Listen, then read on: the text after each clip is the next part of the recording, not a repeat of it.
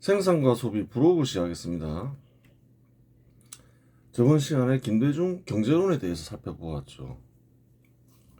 김대중 경제론의 특징은 뭔가요? 소비 중심의 경제론이다. 그래요. 그래서 이제 빚을 내서라도 소비를 늘려야 되겠다. 김대중은 그렇게 생각했죠. 그러다 보니까 카드 대란도 터졌죠. 그래요.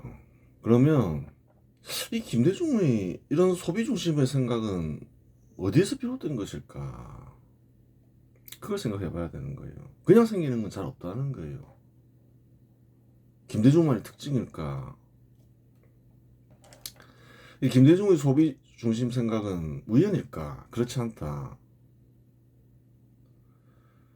공산주의적 발상은 개인이나 가정이 얻는 소득은 똑같아야 하고 똑같이 소비해야 한다는 발상으로 시작한다. 그걸 알아야 되는 거예요.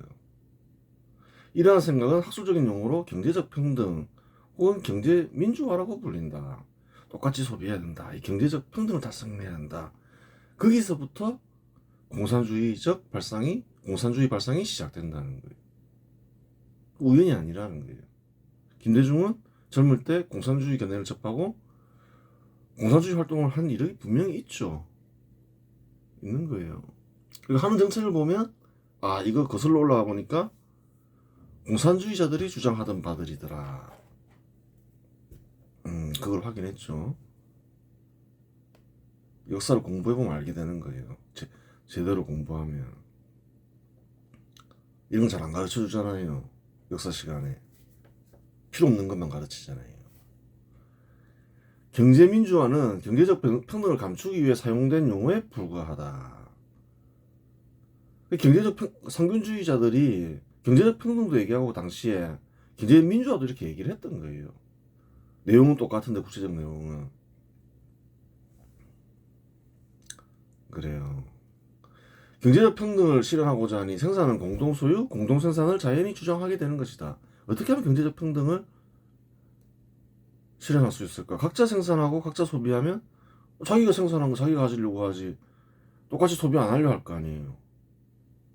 그러니까 경제적 평등을 달성해야 된다 생각하니까 공동소유, 공동생산을 주장하게 된다는 거예요. 그 시작점은 경제적 평등이다. 경제적 평등을 돼야 되겠다. 그런 의지가 있다 보니까 그런 방법을 찾게 되는 거예요. 이러면 확실하게 경제적 평등을 달성할 수 있겠다. 이렇게 생각하면서. 그런데 공동소유, 공동생산을 하면 생산이 안 되기 때문에 결국 공산주의 국가들은 붕괴되거나 공산주의 제도를 부분적으로나 전체적으로 포기할 수밖에 없었다. 그래서 한번 실제로 실시해봤다는 거예요. 고대에도 실시했어요. 수천 년 전에도. 근데 그렇게 하니까 생산이 안 되니까 다 포기했죠. 또 현 시대에 이르러서 20세기 그래요. 중반 이후에 초중반에 주로 중반이죠. 많은 공산주의 국가들이 생겼죠. 그 실시를 해봤다는 거예요. 다 굶어 죽죠, 사람들이. 안 되는 거예요. 경제가 붕괴된 꼴인 거죠.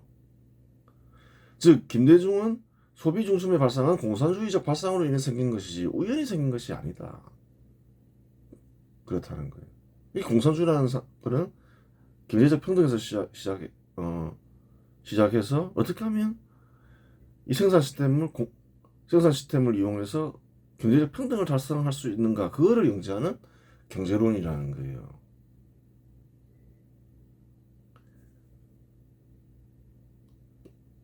정상이 아닌 거죠. 그러니까 생산을 먼저 연구해야 되는 거죠. 생산을 해서 생산을 잘해야지 소득이 증가할 거 아니에요.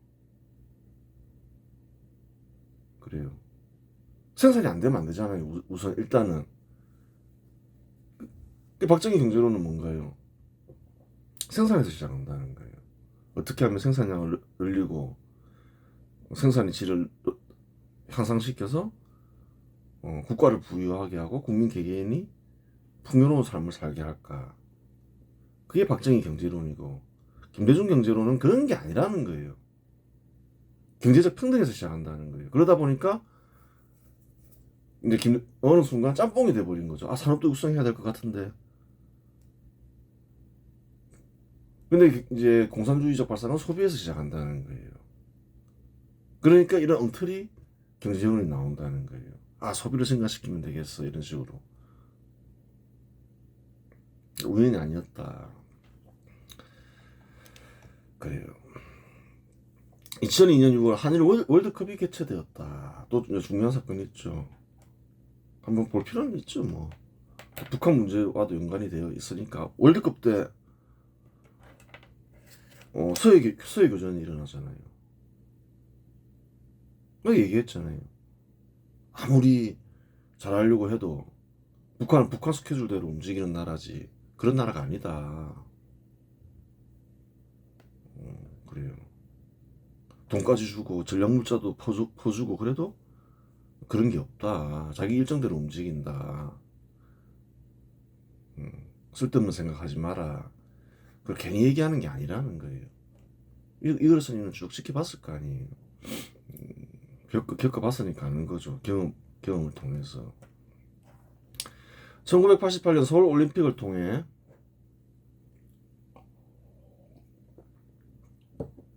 한국은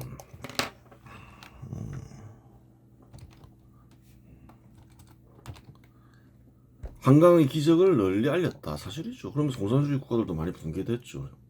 기적이 널리 알려지면서. 그 반면에 2002년 한일 월드컵에서는 편파 판정 논란으로 세계가 들썩였다. 올림픽 때는 한강의 기적으로 세계가 들썩였고 2002년 한일 월드컵에서는 편파 판정으로 들썩였다. 그래요. 한번 볼 필요가 있는 거예요. 어떤 일이 있었는지. 6월 4일 한국은 폴란드와의 경기에서 폴란드를 2대0으로 승리했다. 당시 한국은 피파 랭킹은 40위권 후반이었고 폴란드는 피파 랭킹 30위권 정도였다. 큰 차이는 안 나죠. 폴란드와는. 폴란드는 16년 만에 월드컵에 출전하여 폴란드 선수들은 월드컵 경험이 없었다. 비록 30위권이지만 한국보다 높았지만 월드컵 경험이 없었다는 거예요. 경험이 없는데 월드컵 나가면 사람이 얼겠죠. 졸전을 한 거죠. 폴란드는. 반면에 1986년 이후 빠짐없이 출전하여 월드컵 경험이 많았다. 한국 선수들은 그렇죠. 선수들이 경험 부족이 폴란드의 패배 원인으로 볼 수 있다. 그렇게 되는 거예요. 긴장 되겠죠. 처음 나가보면. 대부분이 다 그러면.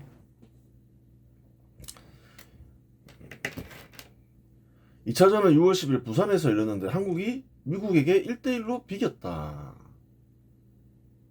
그러니까 폴란드전에서는 전혀 편파 판정 논란이 없었죠. 잘했어요. 한국팀이 선전을 했죠. 폴란드가 졸전을 했다 볼 수 있는 거죠. 미국의 피파 랭킹 순위는 10위권 중반이었으니 한국이 선전했다. 미국은 10위권 중반인데 1대1로 비겼으니까 잘한 거잖아요. 미국의 클린턴 메시스가 선제골을 넣어 한국은 0대1로 뒤지고 있었다. 후반전 10분경 한국이 페널티킥을 얻었고 키커는 안정환이었는데 실축했다. 안정환이 실패했죠. 후반 22분 안정환이 헤딩으로 동점골을 넣어 1대1 무승부로 마무리되었다. 그래요. 미국 선수가 반칙하는 장면이 있는데 화면으로 보아서는 편파 판정 여부를 판단하기 어렵다. 하여간 이 경기에서 편파 판정이 있었다는 말은 없었다. 그래요. 59. 이때까지는 없었다는 거예요. 2분 20초에 있다.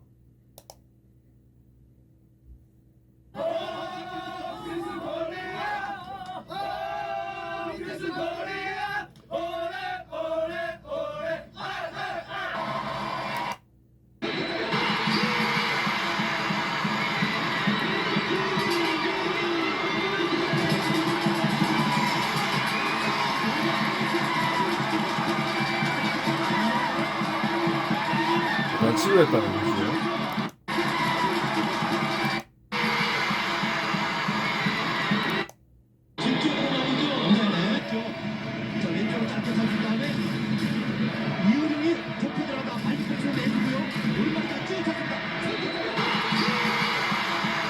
여기서 반칙이 일어난 걸로 보여줘.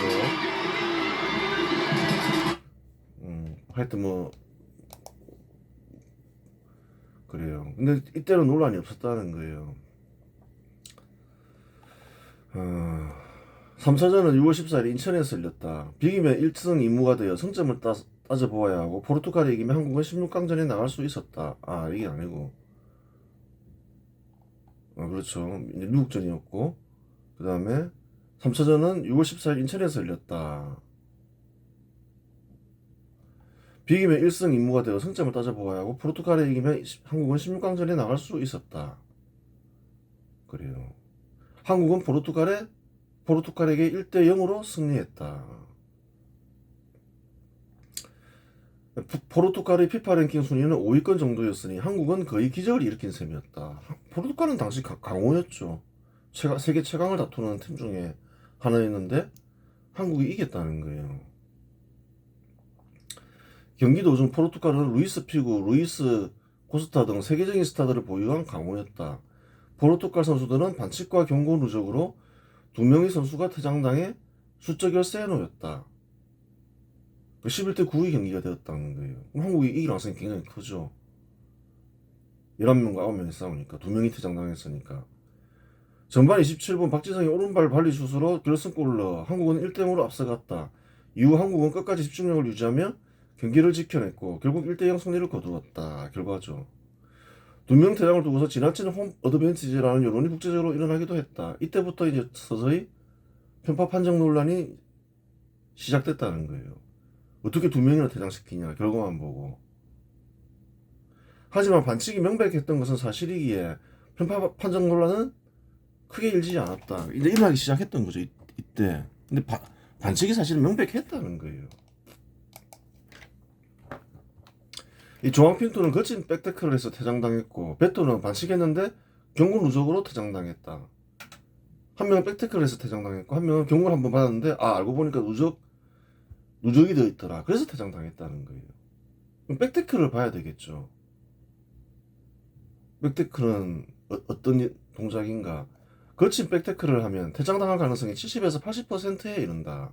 상당히 높다는 거예요. 백태클을 하면 퇴장당할 가능성이. 백태클을 했냐 안 했냐를 보면 되는 거예요.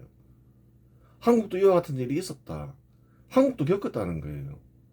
1998년 프랑스 월드컵에서 1대0으로 멕시코 팀에게 이기고 있었는데 1대0으로 이기고 있었다는 거예요. 1998년 프랑스 월드컵에서.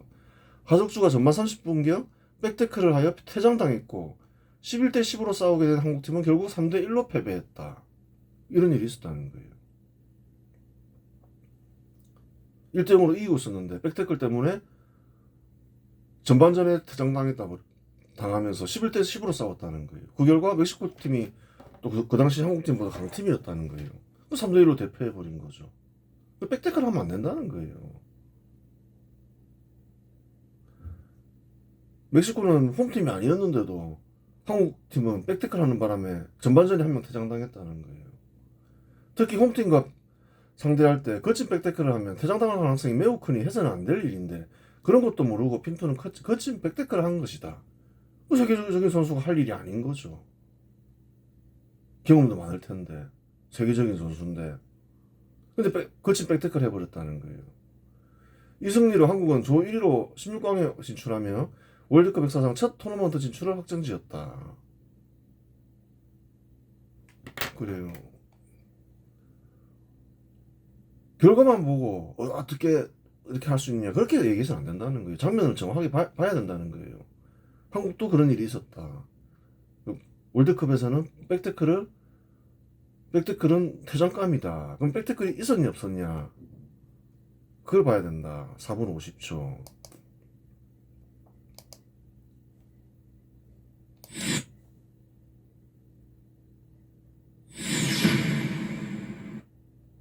자, 한국과 포르투갈 선수 힘에서 전혀 안 지고 있죠. 네. 그러니까 비그 선수 정말 야구를 해요. 한국 공격 이어갑니다. 돌아서면서 다시 한번 태클 짚어요. 백태클을 분명히 했다는 거예요. 문제는.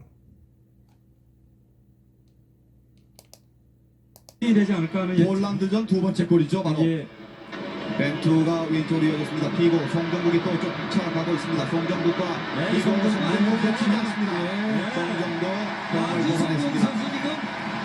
이탈리아가 힘에서 전혀 안 지고 있죠. 네. 그러니까 피그 선수 정말 야구를만 해요. 한국 공격 이어갑니다. 돌아서면서 다시 한번 백태클 분명히 했다는 거예요. 정확하죠. 그래요. 편파 판정은 없다는 거예요. 아주 깊은 백태클이 확인이 되잖아요. 졸전을 한 거죠, 포르투갈도. 컨디션이 안 좋았나 이런 생각을 할 수 있죠. 그 전달 뭐 잘못 먹었나. 그래요. 포르투갈 명백한 백태클이 있었기 때문에 어쩔 수 없는 거예요. 잘못한 거죠. 그래요. 그러면 이제 포르투갈전은 뭐 특별히 문제가 없죠. 확실한 백태클을 했으니까. 근데 이제 막 여론을 조장을 했죠. 강팀이라 해서 그러면 안 된다는 거예요. 명백한 백태클이 있었는데 컨디션이 안 좋았던 것 같긴 하다만 하여튼 뭐 포르투갈은 졸전으로 패배했고 문제될 게 전혀 없었다. 16강전은 6월 18일 대전에서 열렸다. 한국은 조 1위로 올라와 이탈리아와 맞붙었다. 이탈리아의 피파 랭킹은 10위권 초반이었으니 한국은 여전히 열세로 평가되었다. 이탈리아는 토티, 비에리, 말디니 등 세계적인 스타들을 보유한 강호였다. 전반 18분 이탈리아의 비에리가 선제골을 넣어 한국은 0대1로 뒤지고 있었다. 그렇죠. 아주 빨리 이탈리아가 선제골을 넣고 이제 그 다음 어떻게 했냐는 거예요. 주로 이제 수비 쪽으로 나갔다는 거예요. 두 골 넣고 수비해야 되는데 이탈리아 팀은 빗장 수비로 널리 알려진 수비 강팀이었다. 하지만 후반 43분 설기현이 극적인 동점골로 1대1을 만들어 연장전으로 넘어갔다. 그렇죠. 한국팀을 아주 우습게 본 거죠. 그냥 우리가 수비로 다 막아주자. 너무 게임을 쉽게 생각한 거죠. 전반 18분에 넣었으면 좀 열심히 했으면 한두 골 더 넣을 수 있는데 근데 그렇게 하지 않았다는 거예요. 너무 빠르게 수비로 돌아선 거라고 볼 수 있는 거죠. 연장 전반 13분 이탈리아 프란체스코 토티가 돌파 과정에서 넘어지며 페널티킥을 요구했으나 심판은 시뮬레이션으로 판단해 두 번째 경고를 주며 퇴장시켰다. 토티가 근데 두 번 경고받으면서 퇴장당했죠. 페널티킥에서 페널티킥을 달라고 한 거예요. 넘어지면서. 그 장면을 한번 봐야 되겠죠.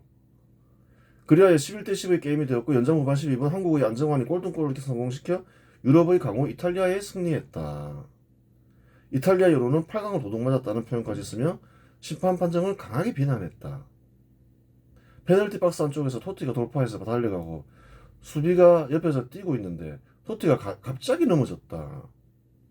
그래요. 수비가 다리를 일부러 걸어서 넘어졌을 수도 있겠지만 화면상으로는 식별이 되지 않는다. 명백한 반칙이 안 보이더라. 토티가 주장하는 거죠. 수비가 달려가면서 발을 공 쪽으로 움직여 공을 먼저 건드리면 또한 정당한 수비로 인정된다. 신체 접촉만으로는 반칙이 인정되지 않는다는 말이다. 수비는 당연히 막으려고 할 거 아니에요. 둘이가 양옆으로 달려가고 있었죠. 나중에 보겠지만 수비는 공을 빼앗으려고 한다는 거예요. 대놓고 다리를 걸어서 넘어뜨리지 않는 이상 반칙이 아니라는 거예요.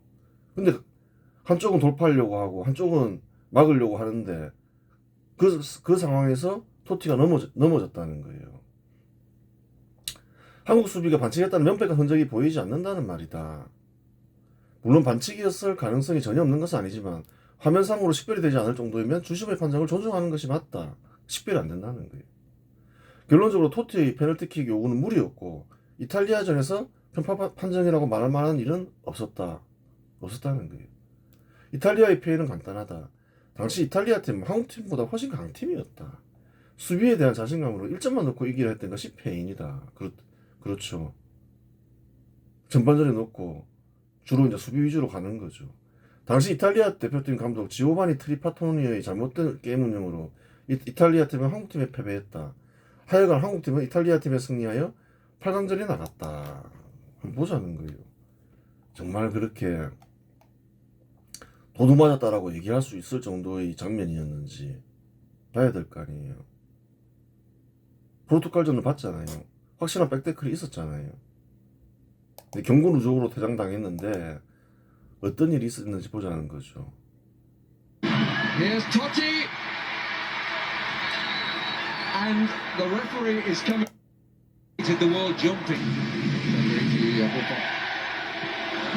All of a sudden, Barry Buffon is busy, and where there was no space at all in normal time, tired legs now betraying Italy. Here's Totti. 근데 넘어졌다는 거예요. 서로 양옆으로 달려가면서 몸싸움하다가 넘어졌다는 거예요. 한쪽은 막으려고, 한쪽은 수비하려고 하고, 한쪽은 돌파해야 되고, 몸싸움하면서 돌파를 해서 넣어야 되는데 그러지 못했다는 거예요.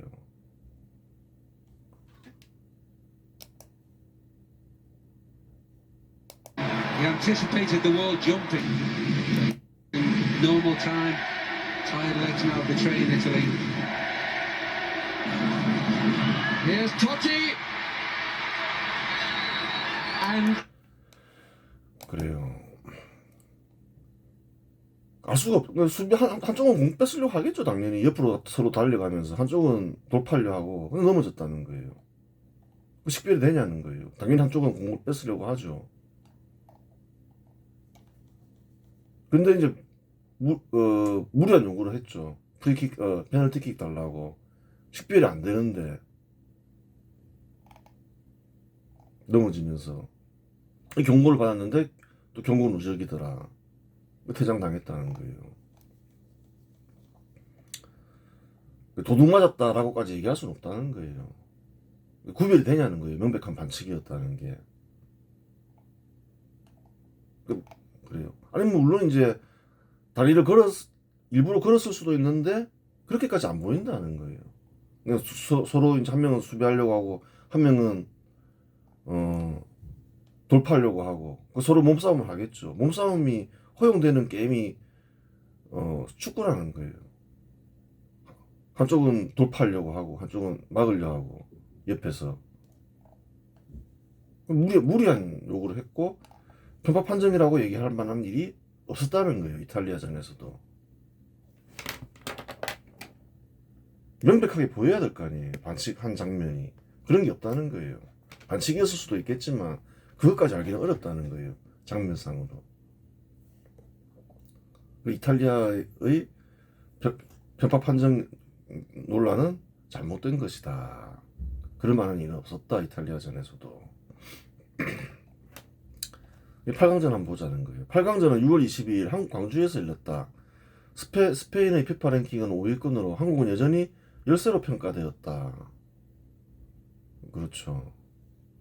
스페인도 또 최강을 다투는 강호였죠. 스페인은 라울, 모리엔테스, 루이스 엔리케 등 세계적인 스타들을 보유한 강호였다. 전 후반 90분 동안 양팀은 치열한 공방을 펼쳤으나 득점은 나오지 않았다. 스페인은 여러 차례 골망을 흔들었는데 두 골이 모두 무효 처리되었다. 이거 또 자세히 봐야 되는 거죠. 첫 번째 골은 스페인 공격수가 올린 크로스가 터치라인 밖으로 나갔다고 판단되어 득점이 취소되었고, 두 번째 골은 스페인 선수의 헤딩골이 오프사이드로 판정되어 무효 처리되었다. 등으로 친 거죠. 등에 맞고 들어간 거죠. 헤딩골이 아니라. 하여튼 뭐 헤딩골이라 하고. 첫 번째 골은 터치라인 밖으로 나간 것일 수도 있다. 나간 것일 수도 있다는 거예요. 억울하다고 주장을 하지만 묘하게 정확히 라인을 벗어나기 직전 정확히 라인에 걸친 공을 크로스로 올린 것은 맞다. 그 화면상으로 보면 딱 라인에 걸쳤을 때 발을 차더라는 거예요. 화면상으로는 그렇다는 거예요. 라인을 벗어나지 않았으니 여기까지는 무효가 아닐 수 있다. 보기에 그렇다는 거죠. 아닐 수 있다. 나갔을 수도 있는 거예요, 사실은. 하지만 공이 휘면서 곡선으로 들어갔다. 따라서 TV 화면상으로는 안 나간 것 같은데 공이 공중에서 라인 밖으로 나갔다가 들어왔을 가능성을 배제할 수 없으니 잘못된 판정이라고 단정짓기 어렵다. 애매한 공이었다는 거예요. 애매한 공이면 심판도 오심을 내릴 수 있다는 거예요. 편파 판정을 내렸다기보다는. 나갔을 수도 있고 안 나갔을 수도 있고 굉장히 애매한 상황이었다는 거예요. 결국 첫 골은 현장에서 지켜보고 있던 부심의 판정을 믿을 수밖에 없다. 두 번째 골은 스페인 선수 등에 맞고 골이 들어갔다. 골대 근처에는 한국팀 선수와 스페인팀 선수가 동시에 앞에 있었는데 누가 앞서 있었는지 화면상으로는 전혀 식별이 되지 않는다. 부심은 스페인팀 선수가 앞에 있었다고 판단하여 골을 무효로 처리했다. 한 개만 보자는 거예요. 다 보긴 그러니까. 과연 그 편파 판정이라고 말할 수 있는 건지. 막습니다. 문전적으로 아웃됐어요. 아웃됐어요. 골 아닙니다. 골라인을 통과해서 뒤쪽에서 기어 들어왔기 때문에 아웃됐어요. 골 아닙니다.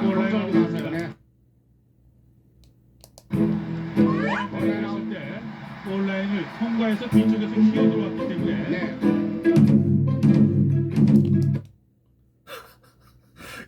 그래요. 딱 어떻게 보이나요? 라인에 딱 걸친 것처럼 하면서 차는 거죠. 나갔을 수도 있고 안 나갔을 수도 있는 거예요. 근데 사람이 실수를 할 수가 있잖아요. 나간 것일 수도 있고 안 나갈 수도 있는데 어쨌든 간에 안 나간 것일 수도 있죠. 그 실수를 할 수 있는 거예요. 그 실수를 했다 해서 그것을 편파 판정이다. 그렇게 말할 정도의 그 장면이 아니었다는 거예요. 아무리 봐도. 서서 안 나갔다 하더라도 오심을 할 수 있는 상황이었다는 거예요. 그것을 가지고 어떻게 편파 판정이라고 얘기할 수 있냐는 거예요. 뒤에 것도 봤는데 똑같다는 거예요.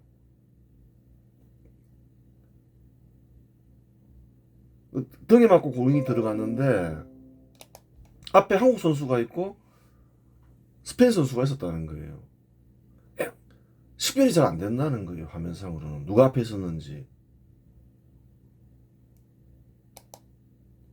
스페인전에 오심이 있었을 수는 있는데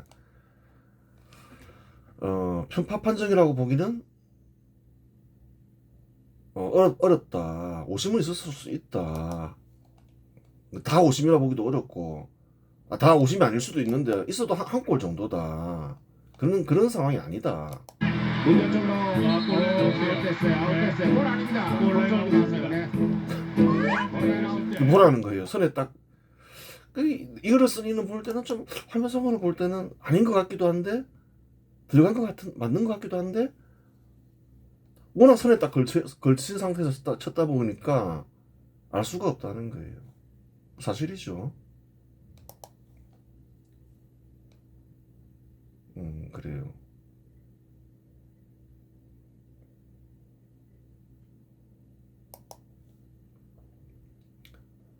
음.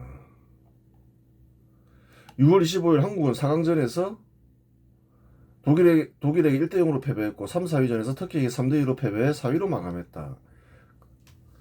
한국팀을 이끈 거스이딩크는 국민적 영웅이 되었고 명예국민으로 선정되었다. 그렇죠. 명예국민이 되면 국빈권 대접을 받아 무비자 입국이 가능해지고 조건은 영주권이 부여된다. 이후에도 거스이딩크가 이끄는 팀은 좋은 성적을 거두어 세계적인 명감독임을 입증한다. 2005년에서 2006년 호주 대표팀 감독으로 2006년 독일 월드컵에서 호주팀을 사상 최초로 66강으로 이끈다. 2006년에서 2009년 러시아 대표팀 감독으로 부임해 러시아팀을 유로 2008에서 사상 최초로 4강에 진출시킨다. 거스이딩크가 명감독인 거죠. 세계적인. 좋은 감독을 데리고 왔던 거죠. 거스이딩크가 한국팀에 영입된 이유는 간단하다. 1998년 프랑스 월드컵 조별리그에서 차범근의 한국팀은 히딩크의 네덜란드 팀에 5대0으로 참패했다.